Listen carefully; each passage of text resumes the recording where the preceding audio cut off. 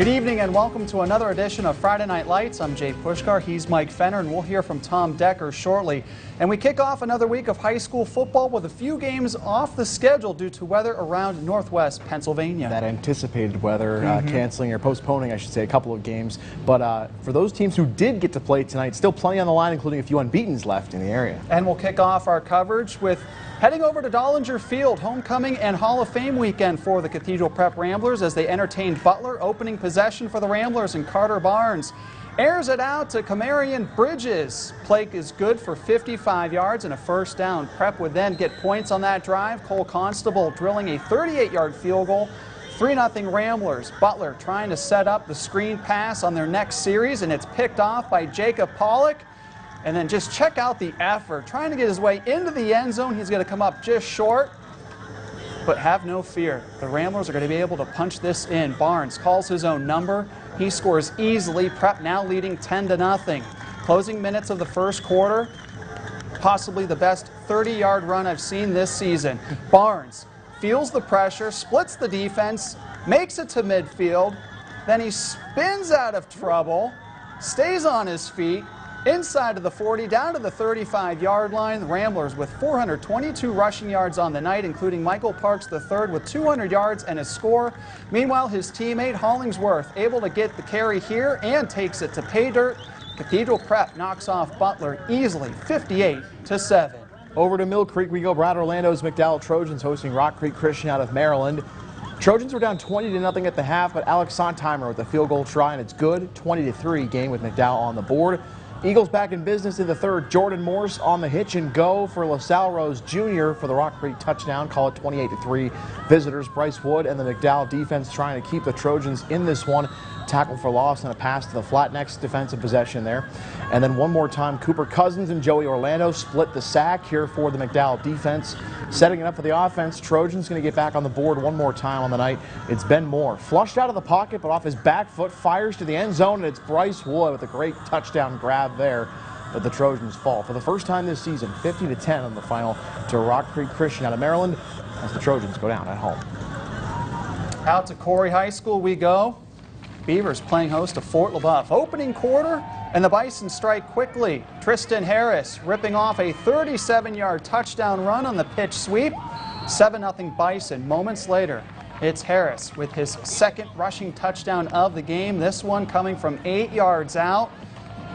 And LeBoeuf leading this one by 2 possessions already. Moving to the second quarter now leading 21-0 in favor of Fort LeBoeuf.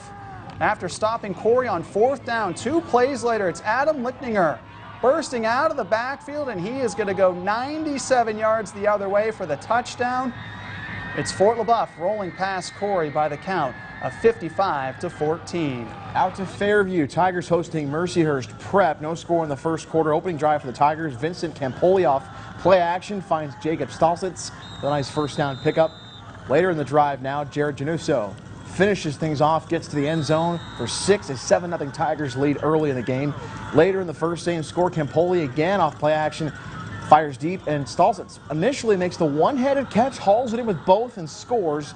14-0 Tigers with the lead as they extended. Mercyhurst Prep responding, a nice play through the air. David Baum finds Sam Gonzalez. Look at that catch. One-handed grab, laying out full extension on the sideline. That one counts. He's in bounds. However, 9 minutes and 5 seconds left in the second quarter. Both teams head into the locker room. A 14-0 Fairview lead, but a 30-minute lightning delay took both teams off the field for that weather, and Fairview goes on to win it by a final of 38-14. Now it's time to send it over to the third member of the crew, Mr. Tom Decker. Hey, Tom. Hey, Mike, thanks a lot. It's time to head down to Crawford County now, where 2 of the top 3 teams in Region 2 were meeting up in Cochranton. The Cardinals playing host to the Maplewood Tigers. And boy, Cochranton would waste no time in getting this one going. Second play of the game, how about this one? It's Jack Martinek. He's going to take the handoff, heads through the line, then through the secondary, and he would not stop there. Martinek taking this one to the house.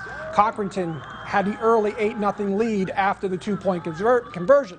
Second possession, they're knocking on the door again, but this time they fumble the handoff, and Noah Burke is there to jump on it in the end zone for the Tigers. But their drive would go nowhere. Maplewood they'd start another drive, and again, it's Martinick getting in some tough yardage there to pick up the first, and a little later he'd finish off the drive there.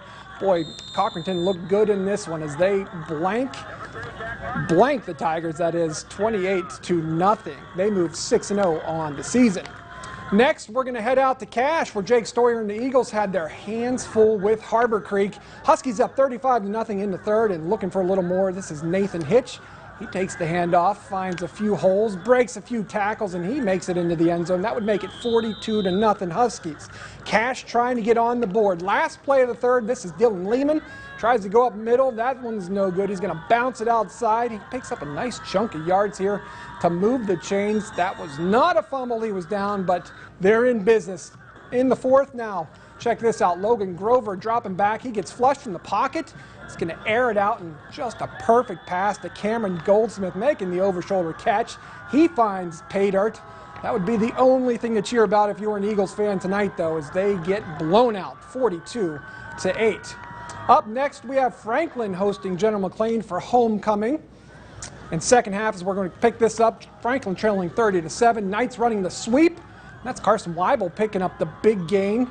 They're going to bring him down. This is called a horse tackle, and you get 15 yards for that one. Nice run for him. Franklin, though, they'd have to attempt a field goal. Couldn't get it in the end zone, but check out the play by the Lancers coming up with the block. Great special teams play by General McLean. They take over now in the fourth. Franklin trying to run the reverse. This is Wyatt Bell, and he's going to break free here. Bell's going to go for 69 yards on this one to get him into the end zone. It would not be enough tonight, though, as General McLean comes away the winner here.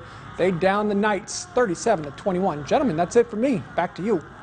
All right, thanks a lot, Tom. Off to Warren County we go, where Eisenhower hosted Iroquois. Action from the first half, and the Knights showing off the ground game. Benji Bauer takes the carry. He's going to come right at us. Picks up the first down. Same drive, and the Knights punch it in for the score. And they quickly led 7-0. Braves playing some tough defense early. Michael Hoopsick with the tackle for the loss for the Braves there. Back comes Eisenhower's offense. Sean Pascuzzi going deep down the field, and he's going to team up with Wyatt Lookenhouse.